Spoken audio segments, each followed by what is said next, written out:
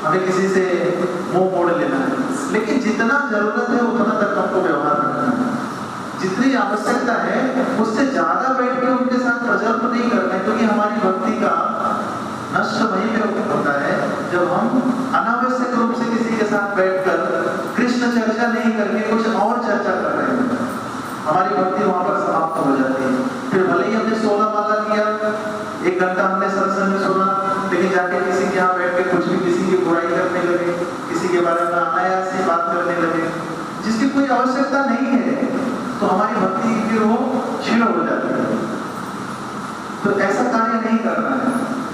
तो जैसे हमने कहा कि बहुत साधारण तरीके से अगर हम अपना जीवन को बनाएंगे तो सुबह का ये 3 कार्य हो जाता है। फिर भगवान को भोग लगाइए, प्रसाद अर्पण कीजिए, फिर प्रभु जी अपने आप जो भी कार्य के लिए जा रहे हैं वो जाए, आप अपना घर का कार्य कीजिए, जो समय मिलता है फिर आप बैठकर बाहर कीजिए, या भगवान के लिए कुछ आप कर सकती हैं, सेवा करना है कर सकती हैं माता है। शाम को फिर सब लोग बैठकर भगवान का कीर्तन कर सकते हैं, भगवान का तुलसी जी का आरती कर सकते हैं, और फिर शाम को सब लोग एक साथ बैठकर प्रसाद दे सकते हैं और समय पर सो सकते हैं।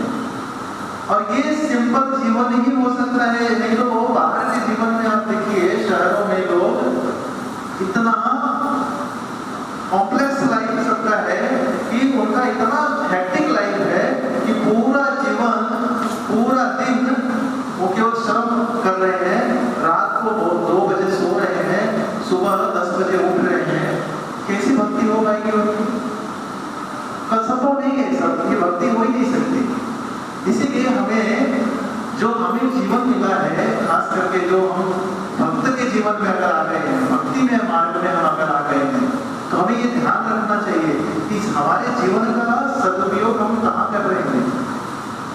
केवल हम किसी के कहे अनुसार अपना जीवन जहाँ चाहे वहां लेके भगा रहे हैं, वैसा नहीं होना चाहिए।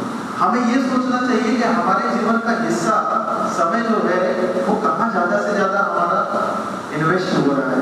ऐसा तो नहीं वेस्ट कर रहे हैं हम उसको, व्यर्थ में खाली हम इधर उधर अपना समय बर्बाद कर रहे हैं। तो ये हम अगर हमारी प्राइमरी जो जिम्मेदारी है, जो मुख्य जिम्मेदारी है, अगर हम करते हैं, इसके साथ बच्चों का पालन पोषण भी है, बच्चे भी हमारे भविष्य हैं।